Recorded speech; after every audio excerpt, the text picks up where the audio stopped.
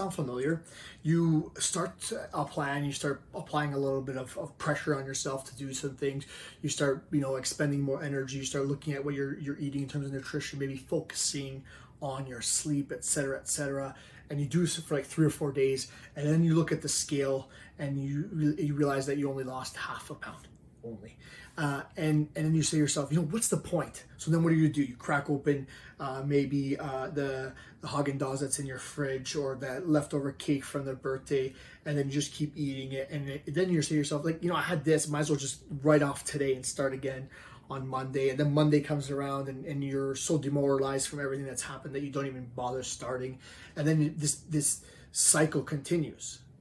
It's so very interesting, because I recently saw an article from a trainer that talked about, the realistic point here is, if somebody tells you they're taking a couple of weeks off, be reasonably assured that they're probably going to take a very long time off. They're probably not going to come back in 2 weeks.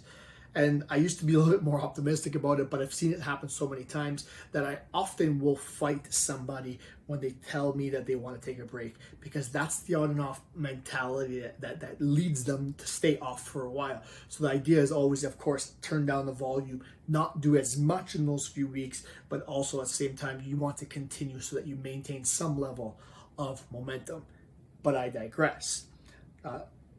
When you're looking at what's going on in terms of results, you can't be so hard on yourself. You might have seen a video recently where I think it was a fitness coach went to the hot tub for 20 minutes, lost like 1.5 pounds, and then drank a bottle of water and gained 1 pound right away, all in 20 minutes. And this coach was trying to just demonstrate how easily that your weight can actually change. And all he did was sit in a hot tub and drink some water back and forth. That's all he did. And his weight fluctuated. Your weight is going to fluctuate. So it's not really a good measure of your change. So if that's what you're using for a thing, you're bound to set yourself up for failure, if you want to call it that, because you're going to be upset when it fluctuates what it's supposed to be doing.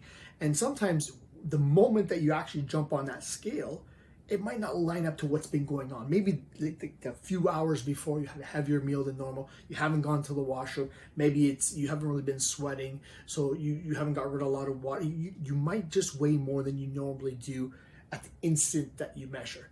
That's why often it's important not to measure just once, maybe a few times a week, every day sometimes. Some studies suggest every day.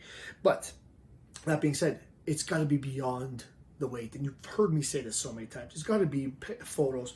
It's got to be measurements. It's got to be body fat percentage, because you're not going to see a difference noticeably with measuring just one thing. You got to look at all these gauges, and more than anything, you got to look at trends, as you've heard me say before. But the whole point, what I've even started talking about here, is that you don't want to feed into this emotional decision making. Just because you feel like you've been putting all this effort in and it's not paying off, doesn't mean it's not worth it. Doesn't mean that nothing has changed either. Sometimes it just hasn't shown up. There's a lag time from what you're doing to what you're seeing in terms of results. But you're giving up in that time span, and you're almost sabotaging yourself and regaining what you might have lost in terms of body fat or weight.